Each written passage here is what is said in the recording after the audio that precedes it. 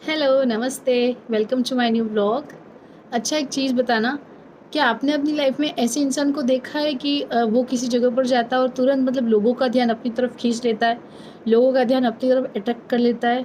या फिर आपने कभी ऐसे इंसान को देखा होगा ना जिससे लोग हमेशा बात करना चाहते हैं, उनकी तरफ देखना चाहते हैं? ये मैं पॉज़िटिव चीज़ को लेके बोल रही हूँ। तो ना अगर आप ये वीडियो देख रहे हो तो आई एम डैम श्योर ये चीज़ आपकी लाइफ में बहुत अच्छे चेंजेस करने वाली है। और इसमें सबसे पहली चीज़ ये है कि हमें अपने माइंड को हमने अपने थॉट्स को पॉजिटिव करना होगा। और ये चीज़ें तभी पॉसिबल हो सकती है ना कि जब हम इस पे अपना कॉन्फिडेंस दिखाएँ या हम अपनी चीज़ों को पॉजिटिव करने की कोशिश करें। आपको पता हो तो होगा ही ऑब्वियसली कि फर्स्टली हमारे माइंड में अगर डेली की चीज़ें गिनेंगे तो कम से कम 60,000 एबोव कुछ ऐसे थॉट्स होते हैं जो आने लगते हैं। और शायद उसमें भी 80% थॉट्स ऐसे होते हैं जो नेगेटिव होते हैं। और अगर उसमें से भी हम अपने थॉट्स को कुछ को बोल रही हूँ, प्रॉपर ओनली सब तो होने नहीं वाले हमसे, बट अगर कुछ को भी हमने पॉजिटिव कर लिया ना, तो आप ये सोचो कि आपकी लाइफ में कितना बड़ा चेंजेस आएगा। और अगर वो चेंजेस आया तो ये उसके लिए फ़ायदा किसका होगा? उन चीज़ों में आपका फ़ायदा होगा, आपसे जुड़े लोगों का फ़ायदा होगा। तो ये चीज़ें हमें बोलने के लिए नहीं होती है, बट अगर ये चीज़ रियली में हम अपनी लाइफ में करने लग गए ना, ये चीज़ों को हम अप्लाई करने लग गए तो ऑब्वियसली बहुत अच्छा रिजल्ट मिलेगा। और दूसरी बात, आपका जो नज़रिया है ना, वो आपके बिहेवियर पे डिपेंड करता है या फिर आपके बोलने के तरीके से पता चलता है। आप ये सोचो कि हमेशा बोलने से पहले लोग ये क्यों कहते हैं कि सोचो ज़रूर, बिना सोचे समझे कोई भी बात मत करो। शायद कहीं न कहीं उन लोगों को भी ये लगता है कि कुछ दुनिया में कुछ ऐसे लोग भी हैं जो ऐसे ही कुछ सोचे नहीं कि सामने वाले को क्या फ़ील होगा, क्या लगेगा, और ऐसे ही कुछ भी बोल देते हैं।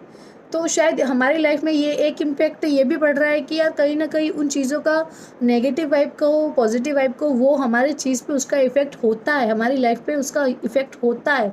और शायद यही वो बात है कि हमें पता नहीं चलता है। और शायद इससे लोगों को परखने की मतलब वो हमारी बातों को परखते हैं कि हम यूँ ही कोई बात कर रहे हैं या बात करने लायक है भी या नहीं है। या फिर ये नहीं है कोई इंसान कैसे बात करेगा, उसकी नेगेटिव चीज़ें पॉज़िटिव है वो तो पता ही नहीं चलता है।